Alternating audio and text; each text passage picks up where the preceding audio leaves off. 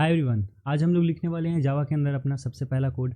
और इस कोड को लिखने के लिए हम लोग यूज़ करने वाले हैं कोड एडिटर का। तो भैया ये कोड एडिटर क्या होता है? इसको हम लोग इस तरह समझ सकते हैं, जैसे बचपन में हम लोग मैथ पढ़ते थे या साइंस पढ़ते थे तो उसके नोट्स को लिखने के लिए एक नोटबुक की ज़रूरत पड़ती थी। उसी प्रकार किसी भी प्रोग्राम को लिखने के लिए एक सॉफ्टवेयर की ज़रूरत पड़ती है, और इस सॉफ्टवेयर को हम लोग कोड एडिटर कह रहे होते हैं। अब क्योंकि हम लोग VS कोड यूज़ कर रहे हैं, बट VS कोड इकलौता ऐसा एक कोड एडिटर नहीं है, और भी मार्केट में बहुत सारे कोड एडिटर अवेलेबल है, जैसे इंटेलीजे, इक्लिप्स, और भी ऑनलाइन बहुत सारे कंपाइलर अवेलेबल हैं जो कि बिल्कुल फ्री ऑफ कॉस्ट है। तो जावा के कोड को प्रैक्टिस करने के लिए या लिखने के लिए हमें किसी भी तरह का कोई भी पैसे खर्च करने की ज़रूरत नहीं है। तो चलिए देखते हैं हम लोग VS कोड की मदद से अपना जावा का सबसे पहला फाइल कैसे क्रिएट करते हैं।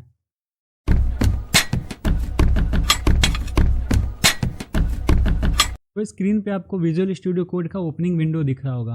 अब मेरे स्क्रीन में पहले से कुछ फाइल्स दिखा रही हैं, बिकॉज मैंने पहले से बहुत सारा कोड कर रखा है। आप में ये फाइल्स नहीं दिखाएंगी, क्योंकि आप जब इसे ओपन करोगे तो फिर आपका ये बिल्कुल एक नया विंडो खुल के आएगा। ऑलराइट, तो मैं यहाँ पे न्यू फाइल पे क्लिक करके एक जावा का नया फाइल क्रिएट कर लेता हूँ, जिसका नाम मैं जावा बेसिक रखता हूँ। अब इस फाइल का नाम मैंने जावा बेसिक रखा है, और इसके साथ में मैंने लिखा है डॉट जावा। अब ये डॉट जावा क्या है?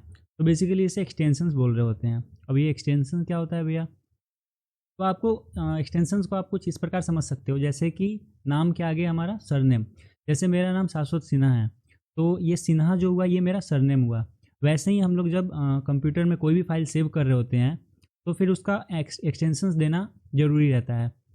इस एक्सटेंशंस की हेल्प से हमारा जो कंप्यूटर रहता है वो समझ पाता है कि ये फ़ाइल किस चीज़ का है। जैसे हम लोग जावा का फाइल लिख रहे हैं तो वहाँ पे डॉट जावा हम लोग एक्सटेंशंस दे रहे हैं।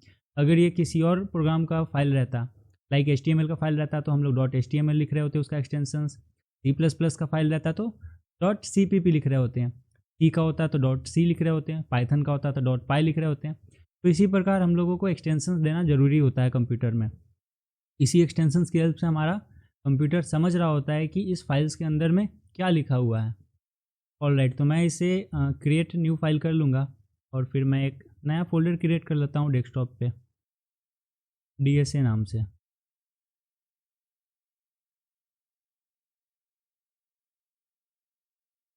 ओके, तो मैंने एक नया फ़ोल्डर क्रिएट कर लिया है, और वो मैं डेस्कटॉप पे आपको जाके दिखा देता हूँ। तो ये रहा हमारा अभी अभी जो मैंने फ़ोल्डर क्रिएट किया DSA, और इसके अंदर में वो जावा बेसिक फाइल, जावा का फाइल जो हमने अभी क्रिएट किया है।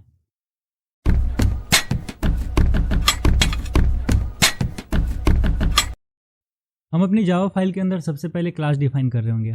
अब इस सेक्शन में हमें बहुत सारे ऐसे विचित्र शब्द देखने को मिलेंगे जिनका मतलब हमें अभी समझ में नहीं आ रहा होगा, पर जैसे जैसे हम लोग 4-5 लेक्चर आगे पढ़ लेंगे, खासकर जब UPS का कॉन्सेप्ट पढ़ लेंगे, UPS यानी ऑब्जेक्ट ओरिएंटेड प्रोग्रामिंग, तब हमें ये सारे विचित्र शब्द के मतलब समझ में आ रहे होंगे। तो आज पहली क्लास के अंदर हमें मीनिंग पे फोकस नहीं करना, फोकस करना है चीज़ों के वर्किंग पे।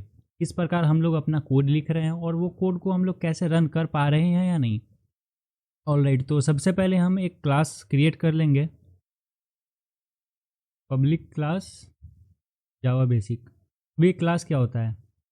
आपने क्लासरूम सुना होगा, स्कूल्स के अंदर, कॉलेजेस के अंदर क्लासरूम्स होते हैं, और क्लासरूम्स के अंदर काफ़ी सारे बच्चे भी रहते हैं। उसी प्रकार हमारे जावा में भी क्लास होती हैं, और इस क्लास के अंदर हम लोग सारा जावा का अपना कोड लिख रहे होते हैं। इसी क्लास के बीच में ये 2 ब्रैकेट जो दिख रहे हैं आपको, इस 2 ब्रैकेट्स के अंदर में हम लोग अपना जावा का सारा कोड लिख रहे होंगे। फिर इसके अंदर हम लोग एक मेथड क्रिएट करते हैं,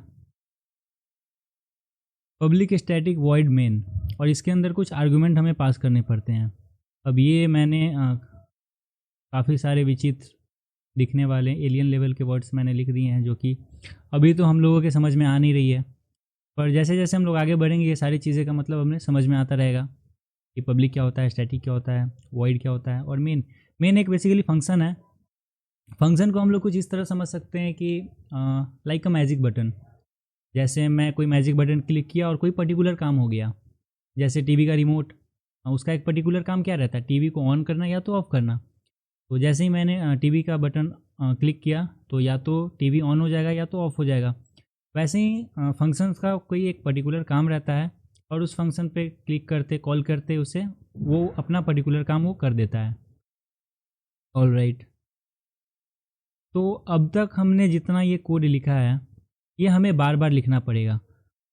मतलब जितनी बार हम लोग जावा का फाइल क्रिएट करेंगे तो इतना कोड हमें लिखना पड़ेगा हर बार। तो इस तरह के कोड को हम लोग बॉयलर प्लेट कोड कह रहे होते हैं।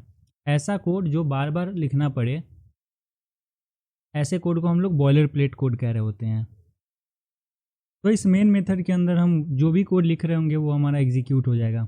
बेसिकली जो भी कोड हम लोगों को एग्जीक्यूट करना रहता है वो सारा कोड हम लोग इस मेन मेथड के बीच में ही लिख रहे होते हैं। इस कर्ली ब्रेसेस और इस कर्ली ब्रेसेस के बीच में हम जो भी कोड लिख रहे होंगे वो हमारा एग्जीक्यूट होकर हमारा आउटपुट विंडो पे शो कर देगा। तो नेक्स्ट वीडियो से हम लोग देख रहे होंगे कि कैसे हम लोग आउटपुट जनरेट कर सकते हैं जावा से। तो मिलते हैं फिर नेक्स्ट वीडियो में, तब तक के लिए बाय बाय, टेक केयर।